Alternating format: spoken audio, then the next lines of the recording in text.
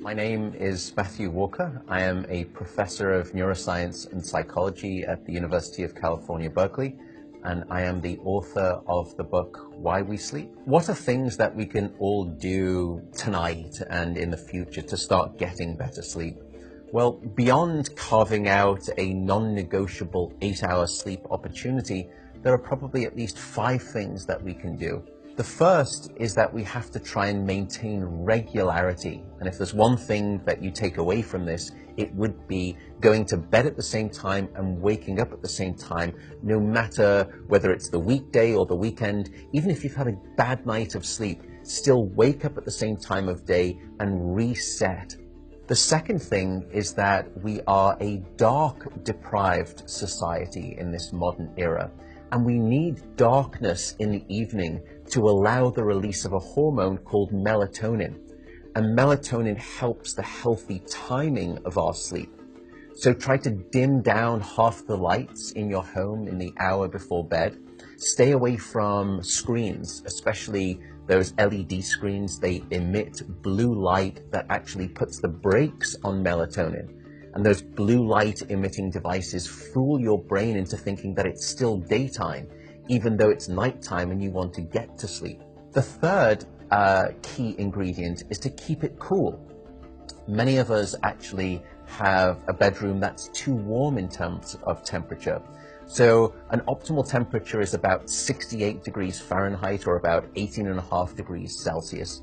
And the reason is that your brain and your body need to drop their core temperature by about 2 to 3 degrees Fahrenheit to initiate good sleep. And that's the reason that you will always find it easier to fall asleep in a room that's too cold than too hot. So having a cool room actually takes your brain and body in the right temperature direction to get good sleep. The fourth critical factor is actually avoiding alcohol and caffeine. Unfortunately, this makes me deeply unpopular, but alcohol is perhaps the most misunderstood drug when it comes to sleep. People think that it helps them fall asleep. That's not actually true. Alcohol is a class of drugs that we call the sedatives. And what you're doing is just knocking your brain out. You're not putting it into natural sleep. We also know that alcohol will fragment your sleep, so you'll wake up many more times throughout the night. And alcohol is also a very potent chemical for blocking your dream sleep or your rapid eye movement sleep. Caffeine is also a problem. Many of us know that caffeine can keep us awake. It's an alerting chemical. It's a stimulant in terms of a class of drugs.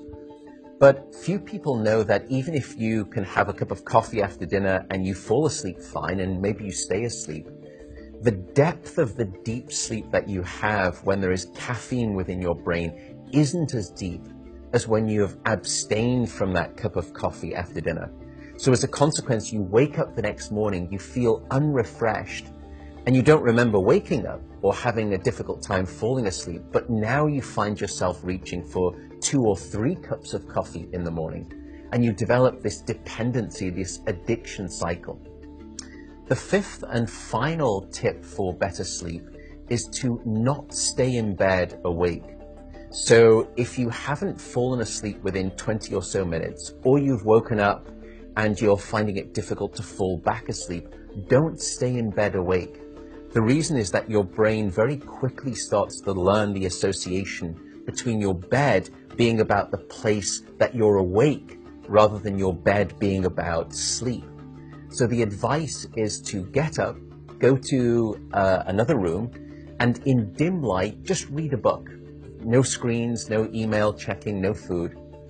And only when you feel sleepy should you return to bed. And that way you can actually then relearn the association between your bedroom being about the place of sleep rather than being awake. I should also note that some people don't like the idea of getting up and going out to a different room if it's dark and they're warm in bed. An alternative is actually meditation.